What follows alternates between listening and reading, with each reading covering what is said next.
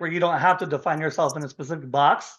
Yeah, Like exactly. metal I shouldn't think have to be like oh, this is symphonic metal. Oh, this is death metal. Like, 100%. And yeah, like, there's so many people who will try to place us, or we've gotten some like negative comments being like, this is just such a mixed bag. And like, I don't know how to, like, I don't know what genre this is and blah, blah. I'm like, that's the point. that's the You're point. missing the Yeah. point. It's Absolutely. supposed to be different. It's supposed to be like, a lot of different influences, it keeps it Yeah. fresh.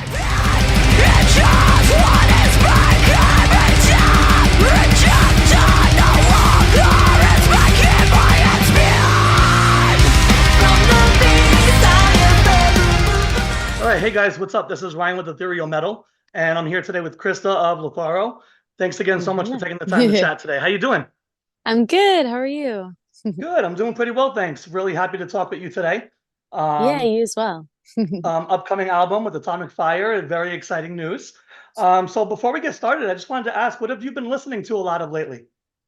Lately it's been Spirit Box for me. Oh, I love Spirit Box. Yeah, That's awesome. Yeah, yeah. yeah, I've just been kind of going through their discography, and I listen to music mainly when I'm working out, and they've been my go-to lately. So yeah. That's cool. Yeah, no, that works out well for workout. That's awesome. Cool. So you guys formed in 2014. Hmm. The band crafts a really powerful sound, merging elements of power and depth and all of that. After releasing two EPs, the first full length, if I'm pronouncing it correctly, is Hira. High right. As far High as rate. I know, it's pronounced anyways. High rate. All right, cool. So that saw the band's identity kind of, start to take shape a little bit with an Mhm. ominous and powerful blend of melodic death metal, traditional heavy metal, even some thrash at times. High Rates saw an album that put the band, kind of right in the spotlight. What would you say were some of the lessons learned from that album? Just that we could kind of go out of the box a little bit. I think it was the start of us getting out of our comfort zone and experimenting a little bit. Not as much as we did on Chasing Euphoria, but it kind Right. of gave us like the little kick that we needed to like come out of our shell more.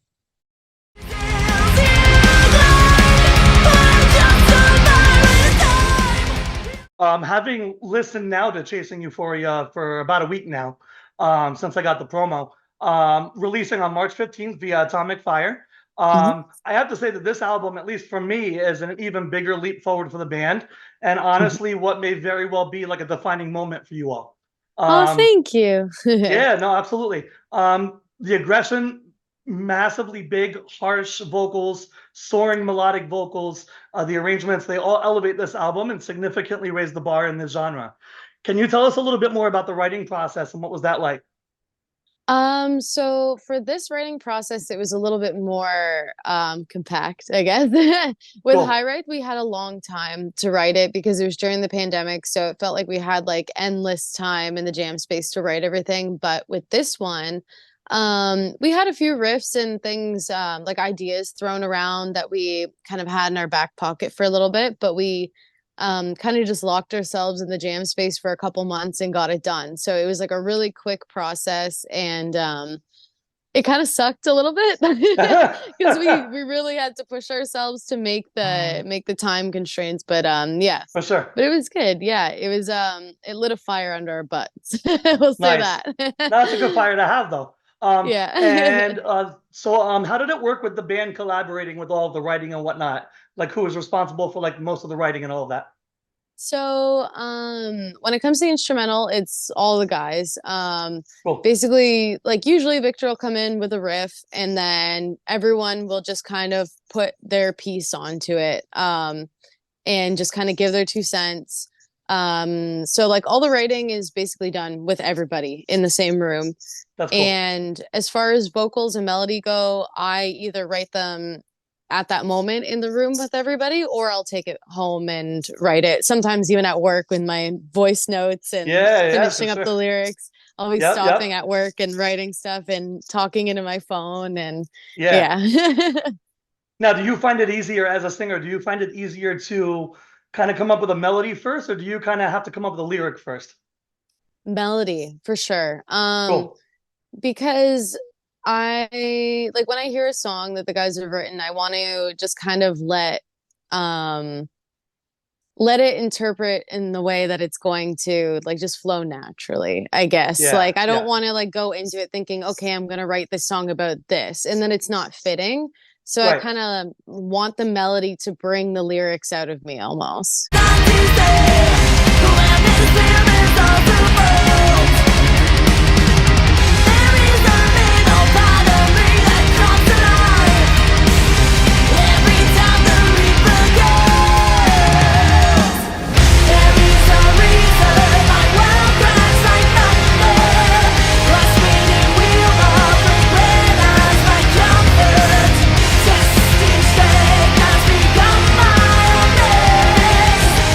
a little bit more detailed insight about the production journey behind Chasing Euphoria?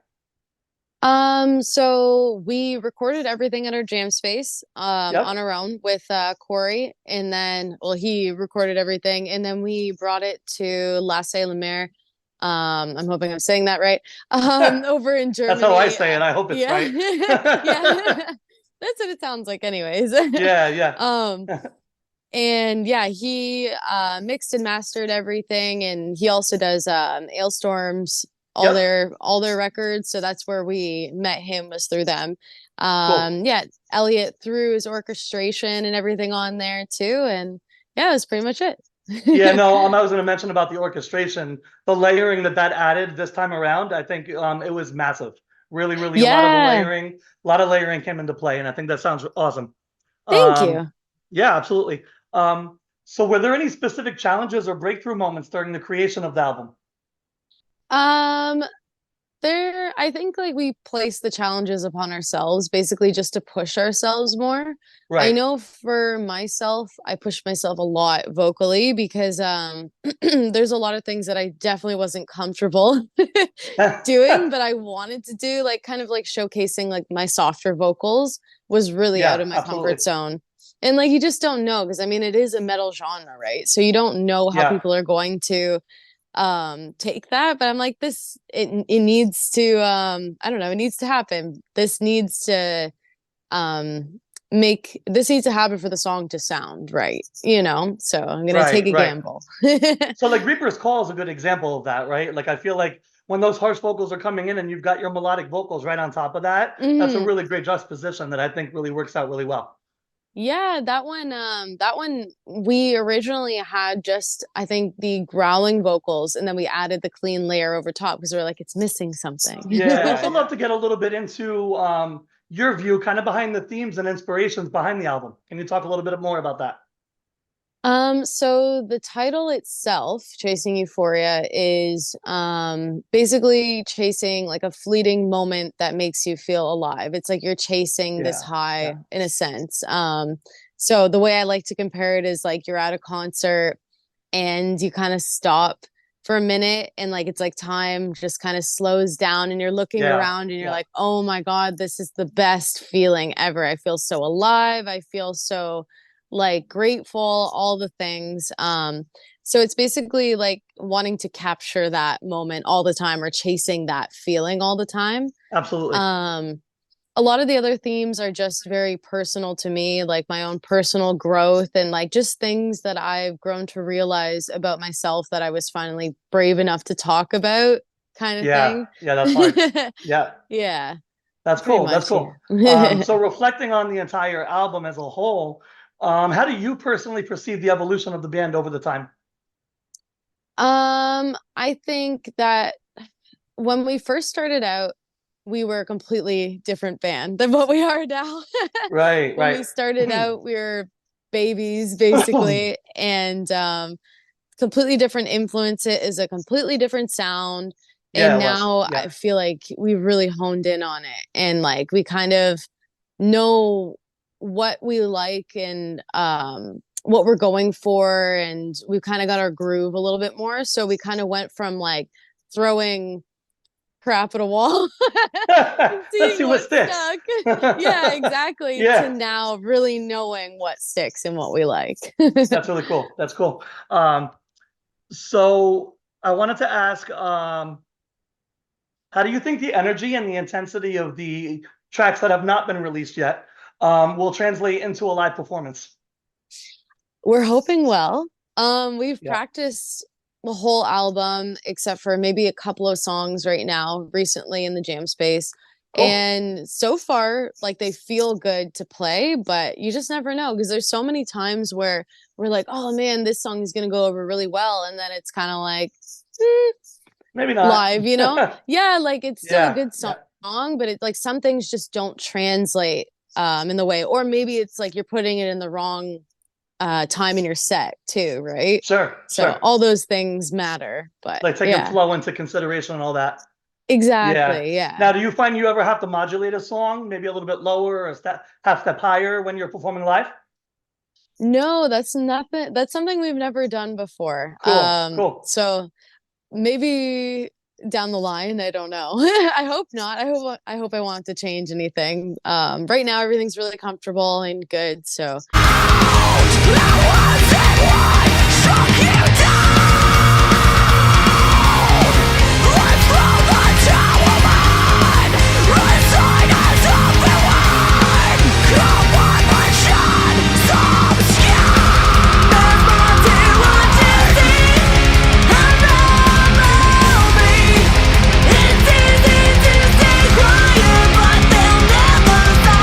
Emotions or reactions do you think the fans will likely experience, and how does that connect with your live audience?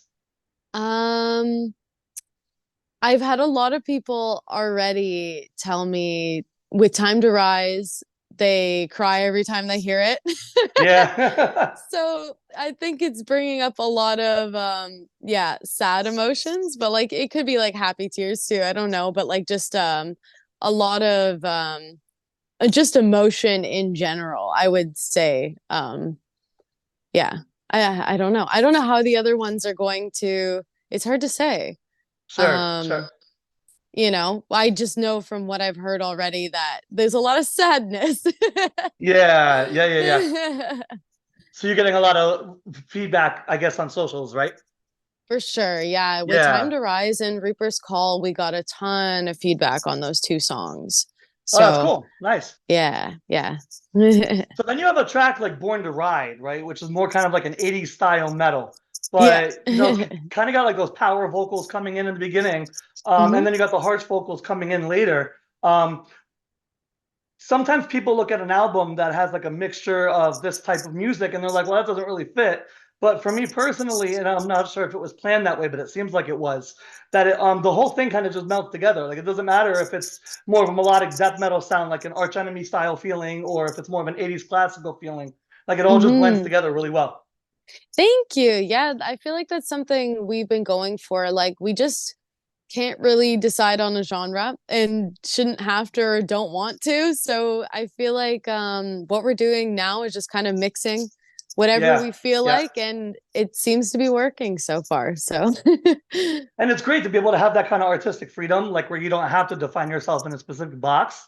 yeah, Like exactly. metal I shouldn't think have to be like a, oh, this is symphonic metal. Oh, this is death metal. Like, 100%. And yeah. like there's so many people who will try to place us, or we've gotten some like negative comments being like, this is just such a mixed bag and like I don't know how to, like I don't know what genre this is and blah blah. I'm like, that's the point. That's the You're point. missing the Yeah. point. It's Absolutely. supposed to be different. It's supposed to be like a lot of different influences, you know? It keeps it Yeah, fresh. for sure. Yeah, so it's hard, when you have these people that want to try to restrict artists, kind of in like a confined box.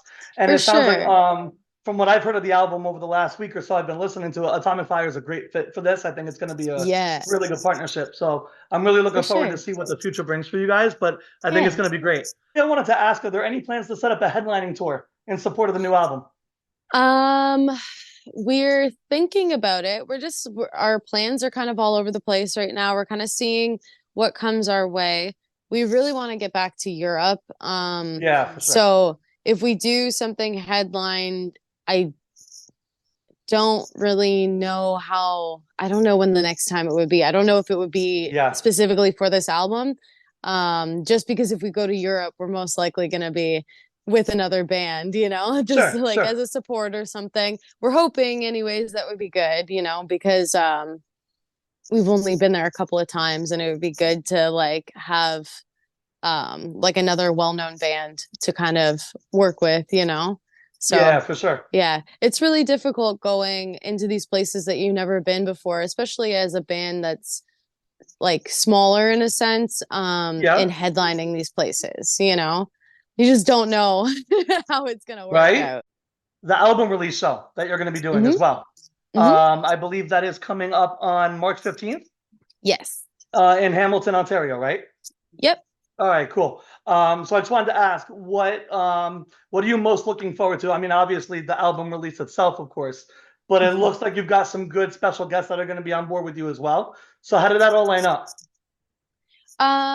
We just kind of decided that like it was kind of a last minute because we were thinking, are we gonna do like a hometown release? I don't know. Went back and forth, and then we were like, nah, let's just do it. Especially like it'll be like a good warm up before we head into the tour, right? So Sure. yeah, I'm excited to see because it is our hometown. It's all our friends and family will be there and stuff. Of I'm course. Yeah, really yeah. excited to see their reactions to the songs for the first time. It'll be interesting. Especially seeing it live and everything. That's going to be great. For Cool. All sure. right. So, Krista, thank you so much for taking the time again to chat today. And just a reminder, there is still time to pre-order your copy of Chasing Euphoria out March 15th via Atomic Yes. Fire. Link will be below. Krista, thank you again so much for your time. I really appreciate it. Thank you.